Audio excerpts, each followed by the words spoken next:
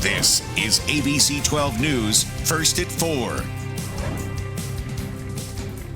Welcome back, everyone. According to the American Cancer Society, every 15 seconds in the U.S., someone hears the words, "You have cancer."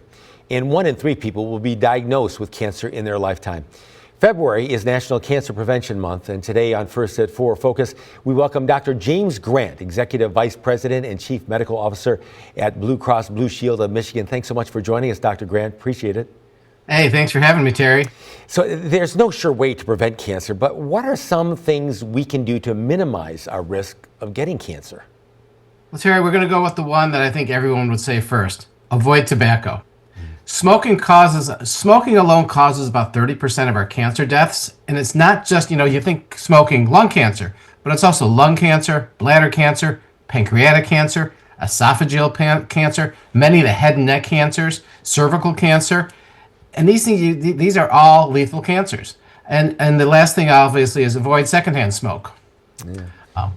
One of the cancers you mentioned there, we're seeing a rise in colorectal cancer among young adults under 40. What is contributing to this rise? You know what? I hate to actually say it like this, Terry. We don't know. But we are clearly seeing every bit of data is showing us an exponential rise in colon cancer in those under 40. We've got some theories, maybe some lifestyle changes over the past 10 or 20 years, more ultra-processed foods, less physical activity, rising rates of obesity. We're looking at some research that maybe we're having a change in our gut composition of the microbes in our gut. But we don't have an answer to it, but we clearly see the correlation. Yeah. What role does family history play in a person's risk of getting cancer? A huge role. And we're actually getting more and more really good information as time's going on about family history.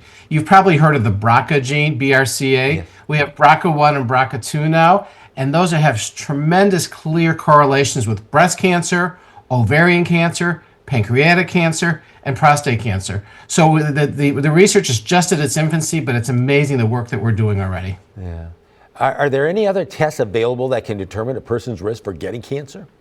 Well, we have a lot of tests out there, to tell you the truth now. There's some blood tests that can tell you, but what I'm going to really emphasize is the greatest test to determine you're going to have cancer is get screening tests. We know colonoscopies will save lives. We know getting a PSA or a prostate-specific antigen test will save lives. We know that a mammogram will detect early breast cancer. These are the things I want to say now. We have a lot of things that are in the horizon, but these are things that are true and tested and people have got to keep up with. And Dr. Grant, do you think more people are getting those tests? The blood tests? Yes.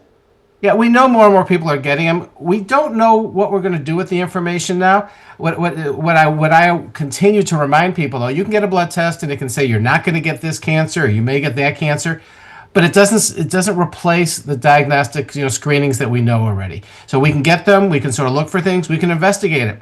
There's a lot of value to it yet, but we're just at the beginning stages of figuring out a lot of these what we call multi-cancer early detection programs. Yeah, and early diagnosis is the key. The earlier you get checked, the better. Sure. Yeah. For sure. Colon cancer, if you find it at stage 1, it's about a 90% 5-year survival rate. If you get it at stage 2 or 3, it's about a 15%.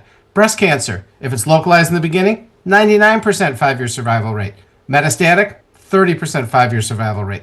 So we've got to catch things early. If we catch things early, we can treat them and beat this thing. All right. Dr. James Grant, Executive Vice President and Chief Medical Officer at Blue Cross Blue Shield of Michigan. Thanks so much for joining us today. Some good information there. Thanks for having me, Terry. Yep.